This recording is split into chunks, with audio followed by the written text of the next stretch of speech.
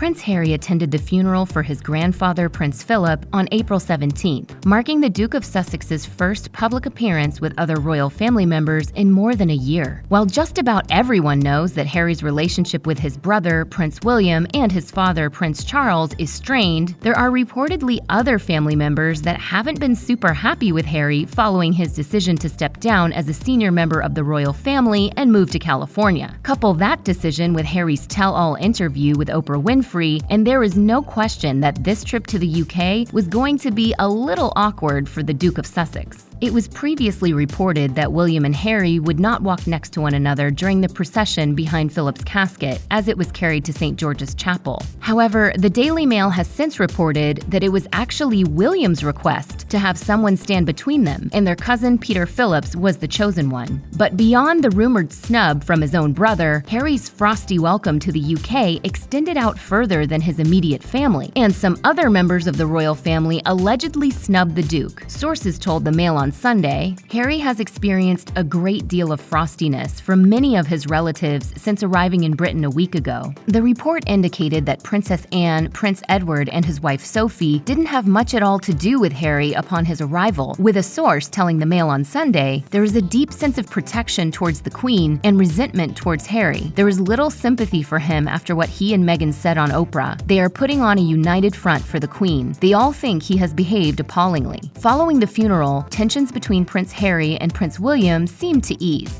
The two brothers were seen walking together on their way to Windsor Castle, chatting most of the way. There didn't seem to be any hostility or uneasiness between them. It's unknown if Harry has had a chance to speak to any of his aunts or uncles, or if he has plans to stay in the UK to try to smooth things over with his father. Interestingly, many people seem to think that Prince Harry's decision to stay at Frogmore Cottage, near to Windsor Castle, instead of staying with his own brother at Kensington Palace could have been a snub. Why wouldn't he stay with his own brother, despite their supposed rift? After all, he has said he intends to work on improving their family relationship.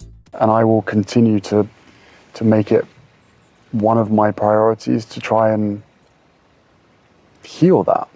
That said, it's entirely possible that Harry's decision to stay at Frogmore Cottage wasn't a snub at all. The cottage is where he once lived with Meghan Markle. More recently, Princess Eugenie and her husband Jack Brooksbank have been calling the cottage home, with Harry and Meghan's blessing, of course. Cousins Harry and Eugenie have always been close, so it makes sense that Harry would stay with them upon his return to the UK. It's also possible that Harry didn't stay with William because he wanted to be close to his grandmother. Queen Elizabeth has called Windsor Castle home for more than a year, and according to the Daily Mail, she has decided to live there full-time following the death of her husband. Plus, William and his wife Kate Middleton may have opened their home to other family members ahead of the funeral. They also have a full, busy house with 3 little ones running around. Prince Harry's stay in the UK is likely to be short for an important reason. Although he and his family may have a lot of things to talk about, a source previously told Us Weekly he's already really missing Meghan and Archie and has been FaceTiming them every day to check in. He actually speaks to Meghan a few times a day because he worries about leaving her when she's so far along in her pregnancy. It's possible that he's been able to meet with his grandmother during this trying time, after his self-isolation and perhaps a negative COVID-19 test, of course. However, getting into deep discussions about his experience living under the monarchy's rule and other things that he mentioned during his interview with Oprah may not be the most appropriate given that the family is currently mourning the death of Prince Philip.